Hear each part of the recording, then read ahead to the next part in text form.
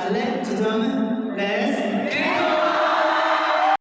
Hello there, I am Fearnot, and welcome back to my channel.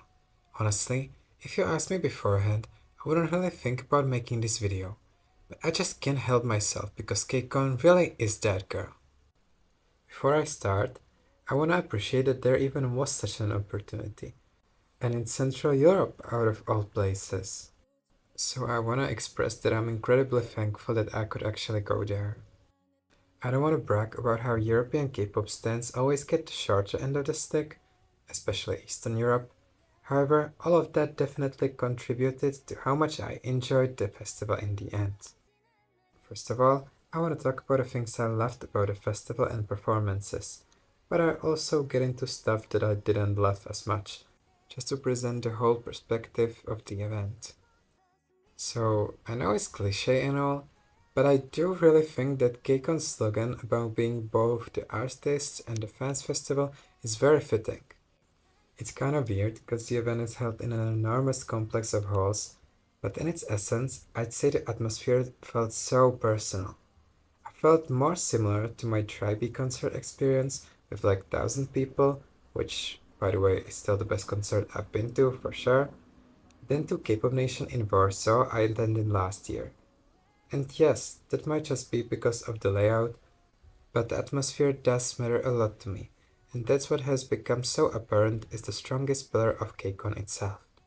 Watching the different KCON live streams before, I'd never imagined the actual atmosphere there. It's that incredibly exciting, welcoming, and most of all, personal. But it really was like that for me. I was actually most excited to see Kiss of Life there, but even on my way to Frankfurt, I was texting my friend about that, and I just couldn't choose. Like you're telling me I also get to see Dreamcatcher, ILLIT, the Boyz, EVNNE, izna, and Miyeon, all on the same day? Hell yeah, take my money. And so they did. A lot of money, but it was so worth it. I was very disappointed with the negative reactions on the lineup online, because what do you mean this is not enough? Of course, there are more groups I stan and stream their music into oblivion in the Music Bank Metric lineup, but that doesn't change a thing about the KCON lineup being stellar.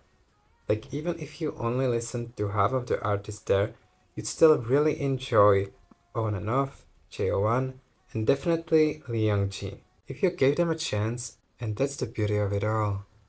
Now let's move on to the artists themselves. Dreamcatcher were the first performing act, and damn, they really were the right opener. I have to admit their first song, OOTD, is not my favorite of theirs, but I mean, it's Dreamcatcher. They don't make bad songs. After OOTD, they had this cute wheel to decide 2 short versions of their songs to cover. During that, they danced to Miyeon, so that counts. And I was already happy with the set just like that. But in the end, they did really perform the superior version of Justice, where the vocal effect was only present in the background vocals, and that was really mind-blowing. However, that's not even all for day one, because they did end up singing Deja Vu at their meet and greet, and that was just the cherry on top. Dreamcatcher may have not been my favorite artist there, but they might have been some of the best performers, especially vocally, and they were also super funny at their meet and greet when Swa continuously cracked me up. And though I enjoyed everyone, Yuqyeom has become my new bias because I couldn't take my eyes off her. Welcome to the club, girl! Moving on, I must admit Lee Young-ji might be your favorite artist's favorite artist there. She was truly on another level. She was her own host, her own stand-up comedian, and above all that, a fantastic performer. Some people are just born with a certain star quality, and she's definitely one of them. I loved how she interacted with the crowd, not taking herself too seriously, but also knowing she's gonna blow everyone's minds with her stages. Her scolding someone for saying a Korean curse word, answering her question about favorite Korean words, was so iconic. I could talk about her for hours, but you'd be better off watching her content. You can thank me later.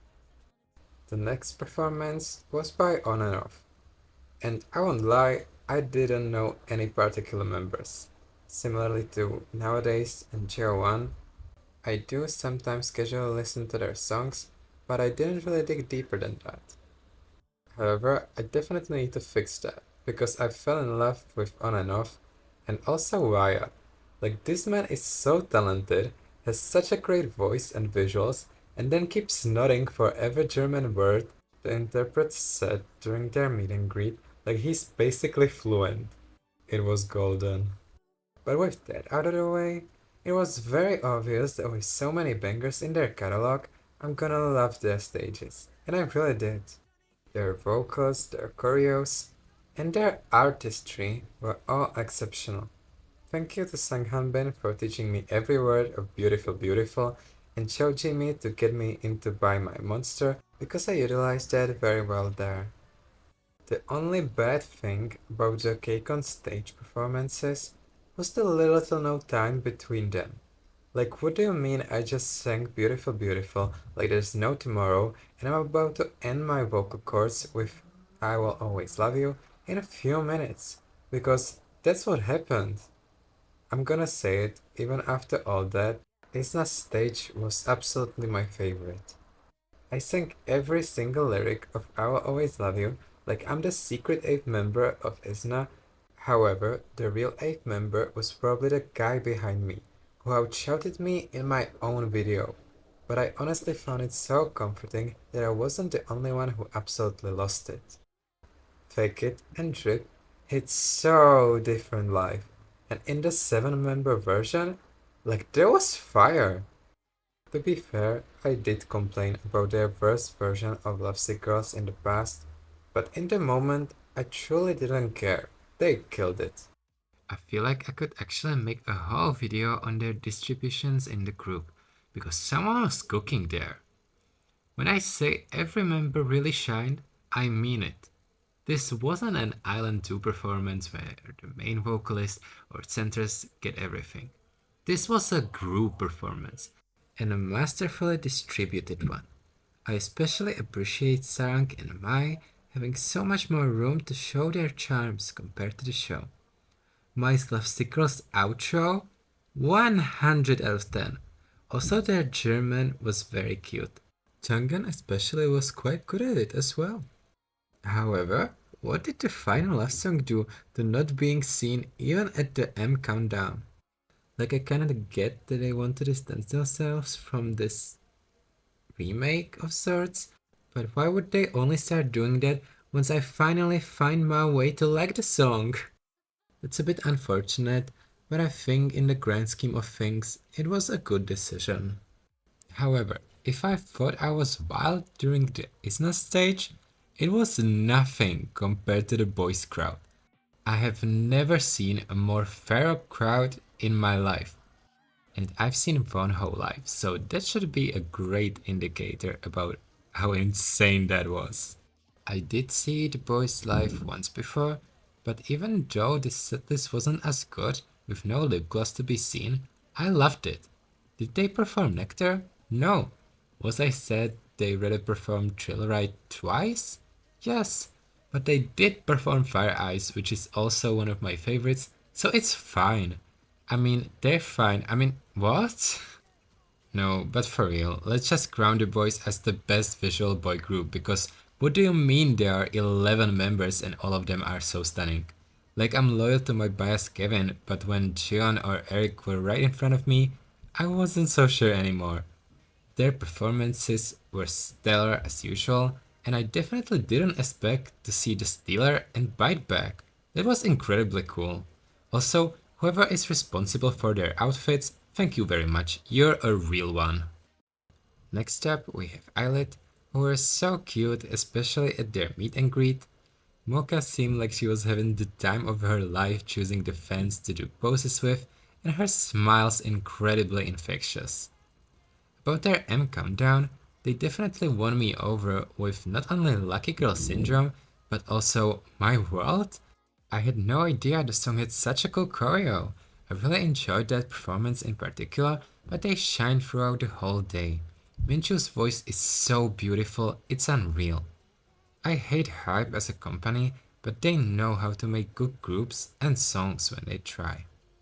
I find it very special that ILLIT, and particularly Wonhee and Minchu, were the first and also second to last idols we've seen there. My love for them definitely grown a lot after this experience. EVNNE were another group I was incredibly excited for. They did end up performing Trouble on the KCON stage, but during M Countdown they opened with Better Love and then went into EXO, so I was super satisfied. Their live vocals were so good and all of them, but Keita especially, had such stage presence.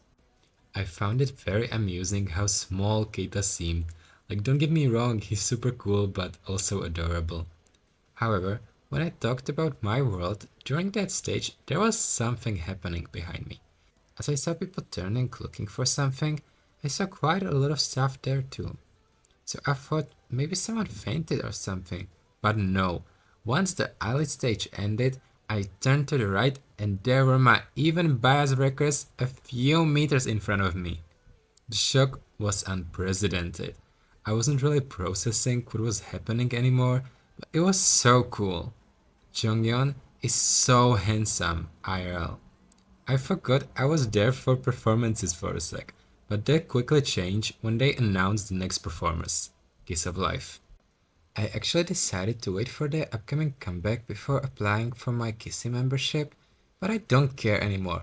They're awesome, I have their album on my shelf, it's settled, they're part of my stan list now. I do actually plan on checking that list up a bit in the future, so stay tuned for that. But now, let's talk about their actual performances. I was literally screaming OMFG when they came on stage. It was truly a you'd had to be there moment. Surprising exactly no one, they absolutely devoured their stages with Sticky, Midas Touch, and later their cover of Sunny by Bonnie M.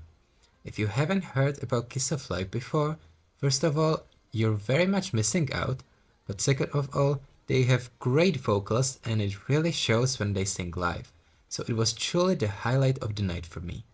Also, I don't have a video of it because I stopped filming at the exact moment, but Nadi literally waved at me at one point and I will delusionally cherish that for the rest of my life. Thank you. I find it quite odd they didn't perform Tequiero even at the KCON stage the other day, but good for me I guess, cause I wasn't there. All of the members really showcase they have all the rights to be called 5th gen leaders, and I just adore them so much, but let's move on before I get even more repetitive. To be honest, I didn't know much about Nowadays, but they really slayed the Queen card cover. Or at least I thought so when I screamed the original lyrics in the same way the whole stadium did when I saw G-Idol last year. However, then I discovered the lyric changes and I had mixed feelings about that. Like the bar is on the floor, but at least it was still Queen card and not a King card as I saw here and there with other groups, and though I am disappointed they weren't twerking on a runway, I kinda get it. But there's no way you can change the my boob and booty's hot part, which they unfortunately did, and in that case, that song choice feels kinda misplaced. If they wanted to change the lyrics to androgynous terms for these body parts, then so be it, but if you don't own that part especially, that is a letdown in my book. But I don't think it was all that bad. Looks so cute, looks so pretty, like Conan Gray is actually great, and so was their performance. My expectations were just very high. I didn't really know their other songs, but I enjoyed the performances for sure. Before I move on to JO1, I also want to mention that amazing cover of Doja Cat's Best Friend by Leongji and Sonu of the Boyz, so I would definitely recommend to check that performance out once it comes out, to really see their chemistry for yourself. Now, JO1 were amazing. Similarly to On and Off and Nowadays, I didn't know any particular members, but I do listen to JO1 here and there, so I sang Love Seeker with my whole heart, as did the guy next to me who flew from Japan to see them. Wow, that's real dedication. He was so sweet, so if he ever sees this, shout out to you. Back to JO1, they did perform a whole new song called Where Do We Go, which I absolutely adored, and it's out now, so go check it out if you want some great boy group music. Now Miyeon is first of all absolutely beautiful. I also had the insane luck of seeing her up close, and she's actually ethereal. I'm the last person who would overlook her talents for her visuals, but I'm just saying she's stunning off top of being an insane vocalist. she performed Drive, which is honestly one of my favorite debut title tracks ever. The emotion captured with her vocals and the nostalgic instrumental accompanying them is incomparable. I thought I'd cry right there, but I managed not to until Skywalking. I haven't heard this song before as it hasn't been released officially yet, but I can't wait because in my eyes it's a straight up evolution from Drive. I'm not saying it's strictly better, but I feel like she capitalized on every aspect of Drive which I already loved and showcased even more of herself, leaving me absolutely flabbergasted with the art I have just witnessed. I can't properly express how much I love this 4.5 minute masterpiece, but all I'll say is that it's not even a Song of the Year candidate. It's literally the best solo song I've heard this year, and I might actually go insane once it comes out. And last, but definitely not least, Yuqyeom has some great songs to his name. I find his performances very refreshing, and I genuinely had a great time. But it was on another level when he performed Hard Carry with EVNNE. In what world is that sentence real? Because I loved every second of it. GOT7 was actually one of the first K-pop groups I knew because we learned the Just Right choreo with my friends way before I became a K-pop stan. And so I feel like I have a bit more special connection to them, so this was truly amazing. Festival Grounds also had so much to offer, so it was another great part of KCON itself. Most of the stands and events were connected to Korean cosmetics, so that wasn't really my thing, but there was a lot of stuff for everyone. For example, there was this sector of K-dramas where you could take a picture with many iconic backgrounds from the shows. I'm not really into that as well, but there was this huge picture of Cha and-woo from one of his advertisements, and we definitely had to take pictures with that with my friend. However, the best thing about the festival grounds was definitely the free photo card making machine. Basically, you just scanned a QR code and then you could choose from a selection of, I would say, lesser known idols and groups and print their photo cards from that database. In the end, I chose Rocket Punch and I went for Yeonhee because she's my bias there, but Churi not being there was a reality check I definitely wasn't ready for. I didn't want to be too greedy with the photo cards because even when it was free, it's just not very environmentally friendly, and even more so when the photo cards were made of plastic. But in the end, I also went for one more. Because you see, there was not only the selection of idols and groups I talked about, but there was also this little slot for custom photo cards with special borders, which was probably intended for your own photos from your gallery. But if you'd seen my gallery, you would know there are no pictures of me, only pictures of ZB1 and especially Gunwook. So I ended up printing his photo card instead. When I showed to my friend what I discovered, she was mind blown and in the same way got a Ricky photo card to match.